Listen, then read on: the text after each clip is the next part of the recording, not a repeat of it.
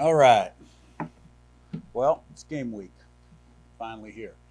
So, a lot of work to be done, obviously, before we kick off. Got to have a great week of preparation starting with today to put ourselves in the best position, to be successful, to play our best. FIU, Coach McIntyre does a great job, has throughout his entire career. Extremely dangerous quarterback, dual threat kind of guy that throws the ball well, extends plays, can run, and we'll have to do a great job on him. They've got a deep stable of receivers, returning 2 or 3 receivers and adding more guys from the transfer portal. Impressed with the running backs. The guys all returned that they played last season. Experienced in the secondary at safety and corner. A leading tackler returns at linebacker. Specialists are good. Kicker, long snapper, punter, return people. So, it'll be a challenge. And we'll have to play well.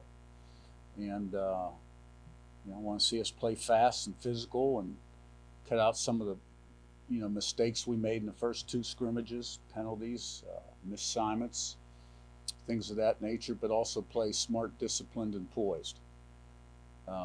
So there's a fine line there. But we do want to attack, be that kind of team, and we'll have to play well. Yeah, Curt, first of all, does he remind you of any quarterbacks that you coached? At JMU, any of the ones you guys had there, and how has he kind of developed as a leader? Tyson Lon was telling us he kind of brought the group together after the first scrimmage and really kind of lit a fire under them. What have you seen from him in the locker room, kind of getting the guys together? Yeah, he probably reminds me of Cole Johnson, who we had for 2 seasons. His last year with us, he had a tremendous year at about 41 touchdown passes, 4 interceptions, threw for over 4,000 yards. They're both more pocket guys, but still can gain positive yards with their legs. Really smart, heady. He's played a lot of football, respected by his teammates. He's not a real rah-rah guy on the field, which is fine. You lead kind of by example and how you do on the field, but he's got the respect of all his teammates. Curt, I guess just your philosophy as much as anything else on how you handle freshmen that you might want to see get some snaps, where you maybe set the bar for guys that you don't worry about the red shirt, where you maybe set the bar for guys where you think, let's give him a couple games and kind of see where he gets to, just how you kind of handle basically the question of whether a guy's going to red shirt, whether he's going to play and retain it, or whether you just sort of throw it off. Well, the best guys play, really. And we're a veteran team, even though we got a lot of new guys. We got a lot of seniors on this football team. So I wouldn't anticipate seeing many freshmen out there. That doesn't mean you might not see 1 or 2, but it's all based on who can help us be successful, who's ready to play winning football. So, and things change every week. So right now, going into the first game, I don't see many freshmen have a very significant role in this game. Hey, Coach. Obviously, after Nick Kidwell went down, you guys have had a competition there in O-line, not just because of him, but overall, just kind of with, not naming names, but just where are you guys at with that competition? How do you feel about the 5 guys right now that look like they may be the starters? I feel good. And like I said previous, right now you're looking at Drew Evans, Bray Lynch, and Tyler Stevens. 3 guys for 2 spots, and they all can snap also. So, we'll see who we trot out there for the first series. Curt, you mentioned FIU's quarterback, Keon Jenkins. What do you feel like? What do you feel like is the biggest thing that causes trouble, and what is the biggest thing that you can cause trouble for him on Saturday? Yeah. Well, he's an extremely capable passer, but when he gets out of the pocket, he does a really nice job of extending plays. And even though he's a really good athlete that can tuck it and run and gain a lot of yards, he's going to look to throw first and does a nice job of finding people when he extends plays. And we got to win up front.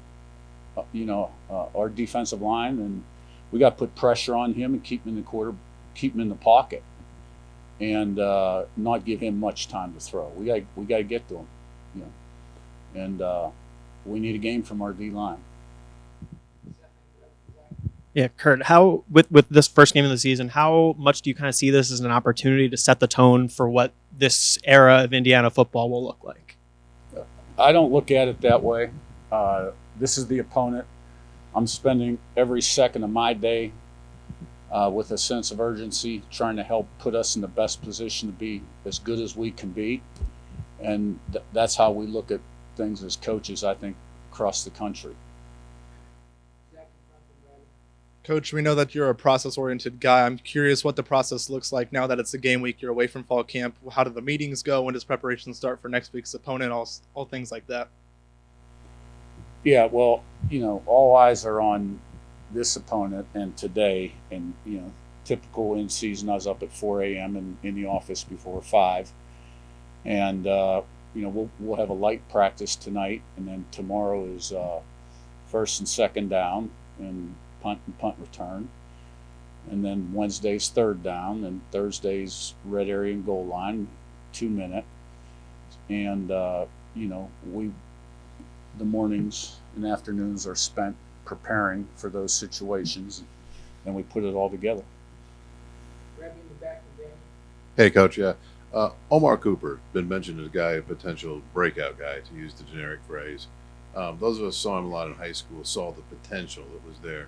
What are things he needs to do this season to go from potential to make a few plays here and there to be maybe the breakout guy who really can be consistently an impact guy for you guys? I think he just has to take what he's done on the practice field and take it onto the game field, which I'm confident he will and can.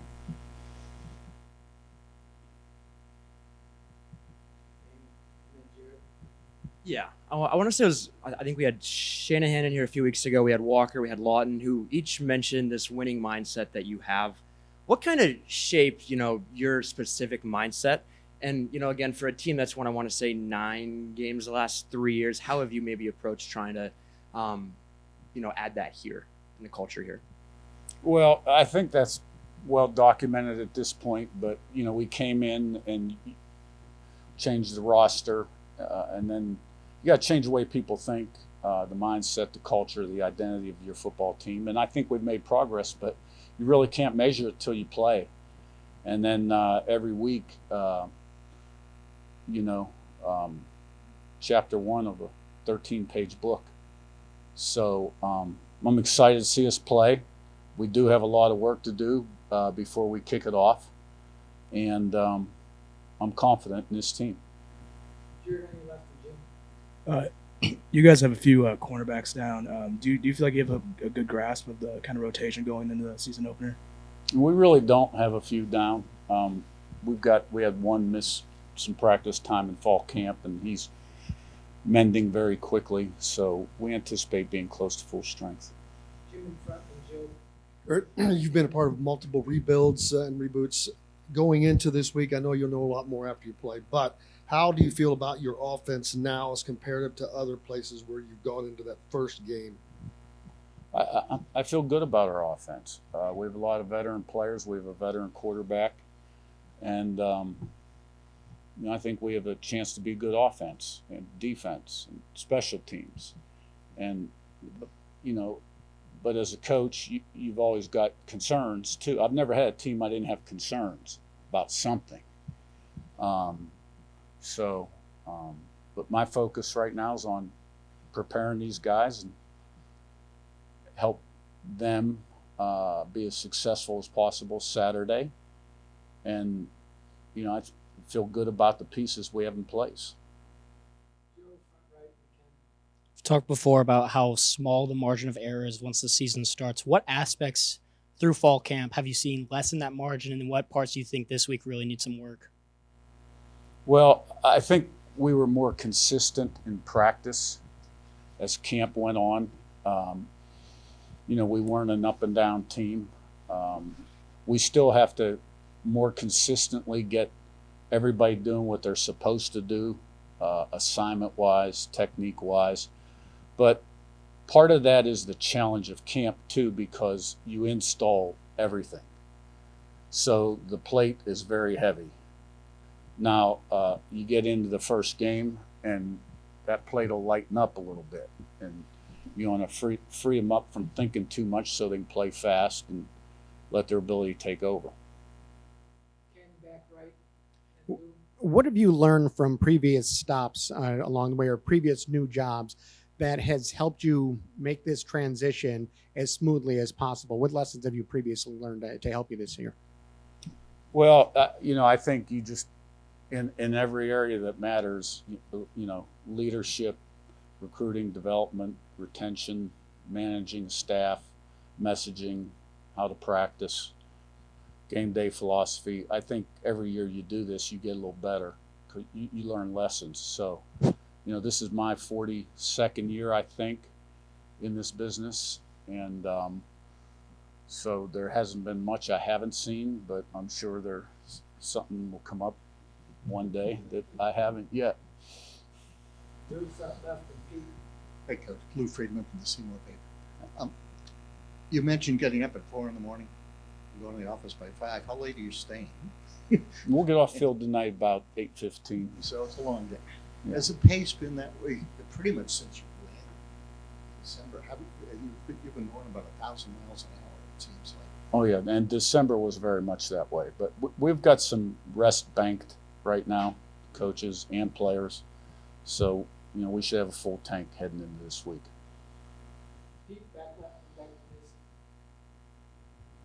Hey, Coach, can you talk a little bit about the running backs in general and Lawton in particular, what you expect from them, what you hope to see from them? Yeah, when you look at Lawton, Black, and Allison, they're all very similar. They can take it between the tackles, they can get the ball outside, they can catch the ball out of the backfield, and they're good pass pro guys. And then Elijah Green is a good back as well as Van Horst. Lawton is capable of making the big play, catches ball extremely well. He's good inside the 10, and he's got an extra gear, and he's had a lot of success. He's a confident guy, and doesn't talk very much. He doesn't say much, but on game day, he shows up and you know who he is. Do you have both coordinators in the booth, and does the quarterback communication, now that they've installed for this year, change your kind of game day operations at all, and how you kind of organize everything on the field and in the booth?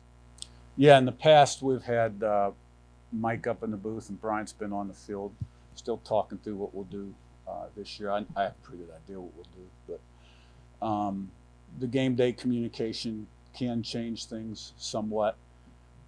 Whether you huddle a little bit more to start a new series, do you huddle or gather them up on the sidelines? So there's some things I think you'll see across the country that are a little different than last season. Thank you. Thanks, guys.